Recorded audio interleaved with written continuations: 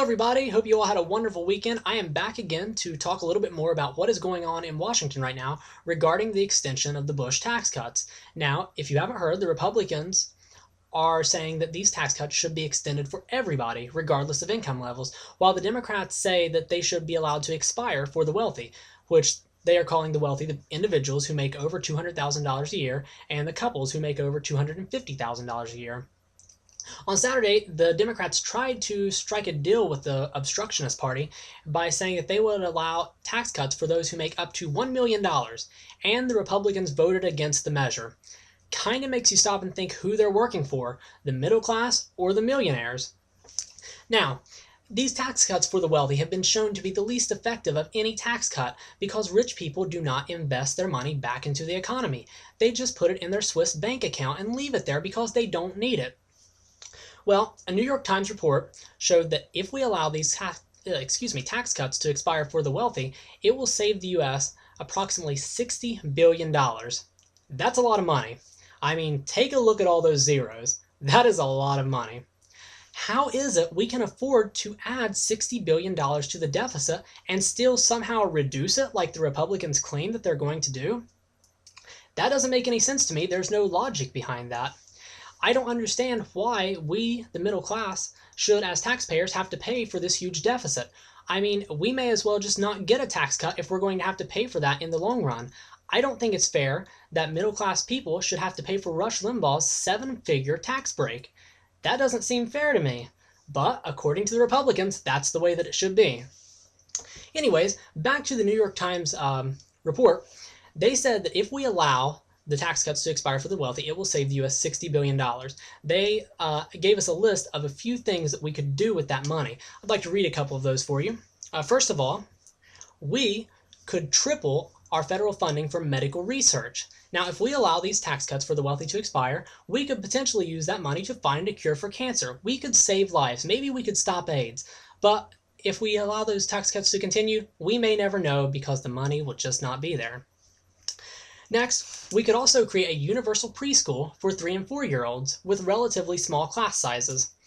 I think that would be good, but just personally, I don't think that would ever happen because anything with the title universal is clearly socialist, according to the Republicans. So we could do that, but I don't think it would ever happen if we tried. Next, we could give free college, including room and board, to about half of all the full-time students in America. College is expensive. Believe me. I'm in college right now. I see the bills. It's not cheap. Kids could really use that. You hear everyone saying that we're falling behind in the world. We need to educate our kids more in math and science. Now, if we had something like this, we could get back to #1 in the world. But unfortunately, that money has to go to the greedy Republicans and all their rich buddies. Next, and finally, we could also give every household in America a $500 tax cut. Now, I know that most people that I know, if they got a $500 check, they would take that and reinvest it right back into the economy. They would go spend that as quick as they could because people need help right now, okay? Now, what I want to ask is why is it we can afford to add $60 billion to the deficit and yet we, for some reason, can't afford to extend unemployment benefits for the 15 million Americans who are unemployed right now? That seems a little cold and heartless to me. Now, there are those who say, well, if you extend unemployment benefits, then it's going to deter people from getting a job. It's going to just make them lazy welfare cases. And to that, I say bullcrap. If you are going to look me in the eye and tell me that, I'm going to say that you are just out of touch with America. Honestly, it is beyond me how anybody could say that. You try looking at a person who does not have a job. Look at the single mother who has 2 children and lost her job and has no source of income. And then you try to tell me that we can't afford to extend unemployment benefits.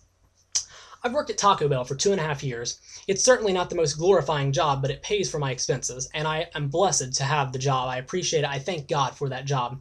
Now, over the last 2.5 years, unfortunately, I've been able to see firsthand the effects of this economic downturn. I've seen several adults come in begging for work.